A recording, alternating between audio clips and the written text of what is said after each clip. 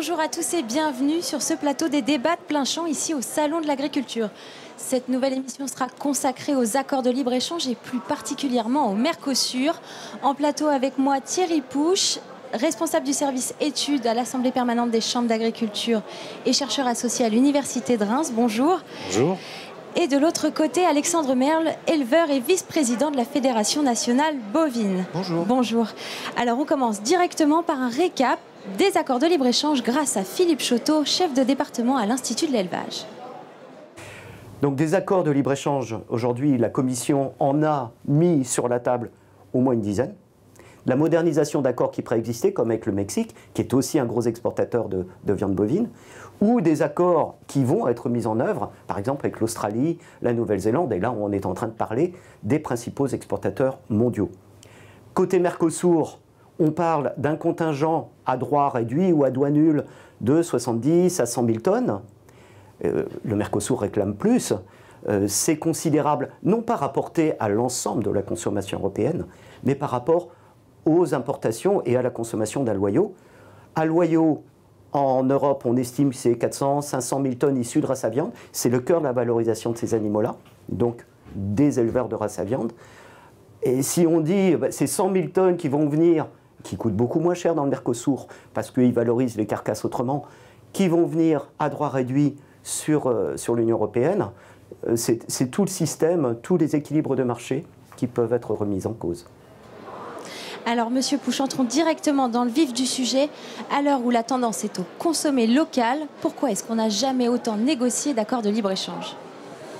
Alors, on nage en plein paradoxe quand même, parce qu'effectivement, nous avons des sociétés avec des demandes de consommateurs qui recherchent la qualité, mais aussi certaines formes de proximité. Il faut quand même rappeler que l'image de l'agriculture est quand même pas si dégradée que ça en France. Donc il y a une recherche de qualité et de sécurité alimentaire. Il y a eu des crises sanitaires, donc on cherche vraiment à avoir des aliments dont on sait d'où ils viennent, comment ils ont été fabriqués. Et puis d'un autre côté, une politique commerciale pratiquée par l'Union européenne qui, en raison des difficultés de l'Organisation mondiale du commerce, cherche à négocier et à signer des accords commerciaux bilatéraux ou régionaux. Cela probablement pour avoir des coûts d'approvisionnement moins chers que ceux que l'on trouve dans l'Union européenne. Et donc le paradoxe est renforcé. On a des consommateurs qui souhaitent éventuellement payer plus cher leurs produits qu'ils consomment, et en même temps une Union européenne qui, par les négociations commerciales, essaye d'ouvrir un marché pour avoir des coûts d'importation plus bas. Donc là, il va falloir mettre en cohérence toutes ces politiques et répondre aux demandes des consommateurs, parce que c'est un point quand même très important aujourd'hui. Mais est-ce que la France trouve son intérêt dans ces négociations ? Alors là, le paysage est très contrasté, parce qu'il y a effectivement, si on prend l'ensemble des secteurs d'activité économique, y compris agricoles, vous avez des industriels qui poussent à l'ouverture de marchés à l'étranger, mais vous avez des secteurs comme l'agriculture qui, eux, sont au contraire beaucoup plus réservés. Mais même au sein du monde agricole, vous avez un certain nombre d'acteurs qui souhaitent l'ouverture de marchés à travers des accords bilatéraux. Regardez ce qui s'est passé sur l'accord avec le Canada. Vous aviez les produits laitiers, tous les producteurs de produits laitiers, qui étaient quand même relativement favorables à l'ouverture du marché canadien, d'autant plus qu'il y avait en toile de fond l'éventuelle reconnaissance qui a été obtenue des indications géographiques. Donc par voie de conséquence, on a là un désaccord, une divergence sur l'intérêt offensif ou défensif que représentent ces accords de libre-échange. Pour le Mercosur, c'est peut-être un peu différent dans la mesure où là, nous avons un gros secteur, la viande bovine, qui est menacé, non seulement par le contingent qui est proposé par l'Union européenne, et en plus le Mercosur réclame beaucoup plus que les 99 000 tonnes qui ont été proposées. Mais en plus, nous avons un souci en Europe, c'est la traçabilité des productions. Comment sont-elles fabriquées, ces viandes? Quelles sont les conditions d'abattage? Est-ce qu'il y a un bien-être animal qui est respecté? Tous ces aspects-là sont quand même privilégiés par les consommateurs. Alors, vu que vous parlez de viande, je me tourne vers vous, Monsieur Merle. L'agriculture française est-elle victime, pour vous, des négociations européennes ? Aujourd'hui, on a quand même l'impression que Alors l'agriculture et plus spécifiquement la viande bovine, c'est la monnaie d'échange aujourd'hui pour pouvoir vendre du travaux publics, de la voiture. Et aujourd'hui, on va complètement faire impacter ces accords de libre-échange à l'élevage viande bovine française. Donc c'est véritablement un vrai danger. Et surtout que, voilà, ça a été dit, c'est aujourd'hui sur un segment de marché très précis, c'est la loyau. C'est effectivement ce qui est le plus consommé par nos consommateurs français. Alors c'est pas vrai dans le reste de l'Europe, mais aujourd'hui la France est consommateur de la loyau. C'est le filet, le faux filet, le rump steak. C'est toutes ces pièces à griller qui sont aussi la valeur ajoutée de la carcasse. Et ces accords de libre-échange vont venir complètement déstabiliser le marché de la viande bovine en France. Alors, Monsieur Pouche, pourquoi est-ce que les produits agricoles pèsent tant dans la balance et surtout comment sont fixés ces volumes ?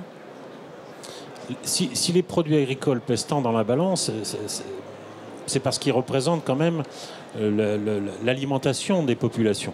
Donc, comme ça a été dit tout à l'heure, dans les pays avancés comme les nôtres, le consommateur est quand même très attentif à ce qu'il consomme.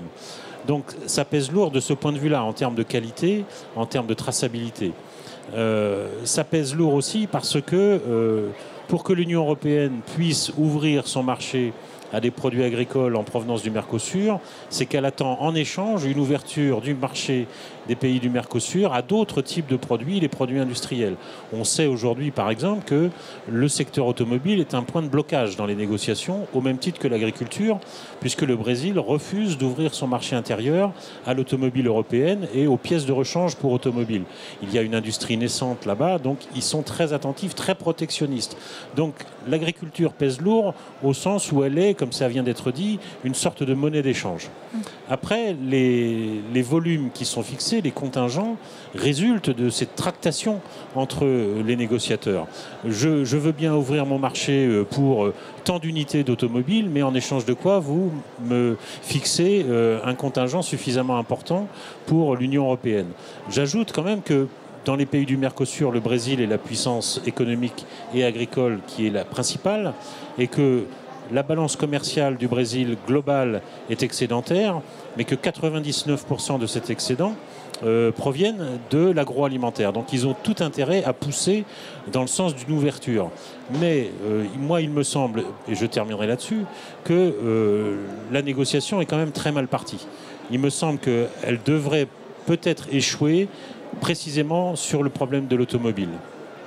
Alors, si on retourne en Europe, qui sont les gagnants et les perdants de ces négociations ? Est-ce que d'autres pays européens, ils gagnent plus leur compte que nous ? Sur la question agricole, probablement. Les pays du nord de l'Europe, qui sont de tradition plutôt libre-échangiste, souhaitent au contraire accélérer l'accord parce qu'ils y voient un intérêt pour exporter non seulement des produits agroalimentaires, mais aussi des produits manufacturés, des produits industriels. L'Allemagne est assez favorable pour son industrie automobile, justement. En France, on a plutôt une situation assez contrastée où, comparativement à ce qui s'est passé pour le Canada, on est beaucoup plus réticent parce que la viande bovine, d'abord, le contingent est plus élevé. Ça concerne des pièces à haute valeur ajoutée qui seraient consommées dans les établissements de restauration hors domicile. Donc ça a aussi une importance capitale pour la consommation alimentaire. Alors, vous avez, Monsieur Merle, la FNB lancé une pétition pour dire non au Mercosur. Quelles sont vos craintes pour la filière viande bovine ? Et le problème ne réside pas seulement dans les volumes, je pense. Je pense qu'il faut noter deux incohérences. D'abord, on a d'un côté un État qui a lancé sur la fin de l'année des états généraux de l'alimentation, où il a demandé à l'ensemble des filières, et notamment à la filière bovine, une augmentation du niveau qualitatif des produits. Donc c'est chose faite parce que voilà, les filières se sont engagées, les plans de filières sont en place et maintenant la deuxième phase va rentrer dans l'opérationnel. Et d'un autre côté, on va autoriser l'importation de viande. Alors les contingents 70, 90, 100 000 tonnes, on sait pas parce qu'on nous a dit moins de 5 chiffres, mais 99 999 ça fait moins de 5 chiffres. On est bien d'accord, on est à 5 chiffres et pas à 6.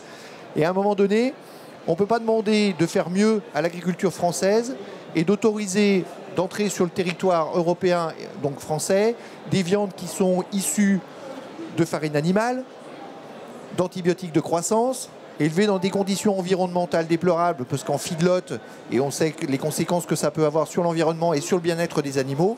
Donc aujourd'hui, au-delà des volumes, voilà, on a toutes ces questions qui sont posées, et on a une interrogation, enfin, pas une interrogation, mais M. Macron nous dit il n'y aura pas de viande qui rentrera sur le territoire national qui ne correspondra pas aux standards européens. Donc nous, on va demander, et pas après-demain, on va demander lundi. C'était le discours de Bruno Le Maire ce matin en visite au salon. Bruno Le Maire et Emmanuel Macron l'a tenu aussi également sur le stand de l'interprofession bétail et viande.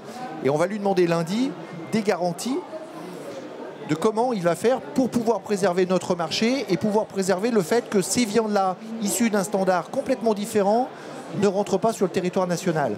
Il faut savoir qu'aujourd'hui en France, on a un modèle d'agriculture qui est capable, voilà, de défendre des fermes à taille humaine, qui valorisent les territoires, qui créent de l'emploi, qui produisent aussi des aliments de qualité.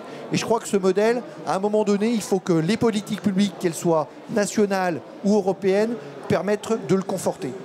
Vous parliez tout à l'heure des incohérences du Mercosur. Vous avez interpellé à l'occasion de l'AG et de la FNB Stéphane Travert sur ces incohérences. Quelle a été sa réaction ? La réaction, dans le gouvernement, on va dire qu'il y a une certaine logique de discours. Donc ce que nous a déclaré le président de la République, c'est déjà ce que nous avait présenté Stéphane Travert, ministre de l'Agriculture, à l'Assemblée générale de la Fédération nationale bovine. Sauf que pour l'instant, nous serons pleinement rassurés que quand le chef de l'État nous aura donné et fait entrevoir les moyens législatifs qui lui permettent de conforter ses propos pour pouvoir préserver nos consommateurs aujourd'hui de l'entrée de ces produits qui, à mon avis, ne sont pas très bons pour eux. Monsieur Pouch, avec les règles européennes en matière de traçabilité, on peut penser finalement que c'est le consommateur qui aura le dernier mot quand il fera son acte d'achat ? Alors on peut penser qu'il aura le dernier mot au regard de ses exigences en matière de consommation alimentaire, mais en même temps, lorsqu'il va au restaurant, il va aussi regarder le prix du plat qu'on lui propose.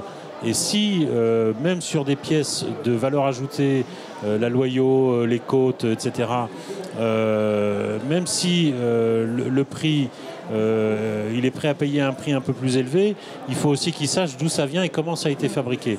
Donc probablement qu'il aura le dernier mot, mais en fonction des informations qu'il aura sur le produit qu'il consomme. C'est pour ça que la notion d'étiquetage revêt un caractère hautement important. Monsieur Merle, finalement, la filière a un gros travail à faire, surtout sur la restauration hors domicile. On a un travail à faire sur la restauration hors domicile. Aujourd'hui, 70% des viandes qui sont consommées dans soit la restauration commerciale, donc nos restaurants qu'on connaît, soit les cantines ne sont pas issues de la France.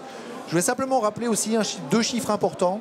C'est que les accords du Mercosur plus le CETA, parce qu'on n'a pas parlé du CETA, parce que le CETA, et l'Ukraine aussi, hein. C'est aussi 65 000 tonnes qui sont déjà en application aujourd'hui, alors que le Parlement français ne l'a pas ratifié, mais il est en activation provisoire depuis le mois de septembre. C'est quand même la disparition de 30 000 élevages et de 50 000 emplois induits. Donc voilà, donc je pense que la filière bovine française, elle n'apporte pas que de la viande, elle apporte aussi de la vitalité sur le territoire. Et le travail à faire sur la restauration de domicile, il est énorme. Je vous disais 70% des viandes. Voilà, il faut qu'on se mette au travail avec les fédérations concernées pour que ça change et qu'on ait une vraie information. Et je suis tout à fait d'accord sur l'information. Il faut que le consommateur il ait le choix. Et il aura le choix que quand on lui dira la vérité et qu'on aura un étiquetage qui lui permette de faire ce choix. Et un affichage dans les restaurants. Si je peux ajouter juste un chiffre. Rapidement. 80% des importations européennes de viande bovine proviennent du pays du Mercosur. Eh bien, arrêtons-nous là-dessus. Merci à tous les deux d'avoir participé à ce débat. Merci à vous de nous avoir suivis. Et rendez-vous demain sur Plein Champ pour un nouveau débat.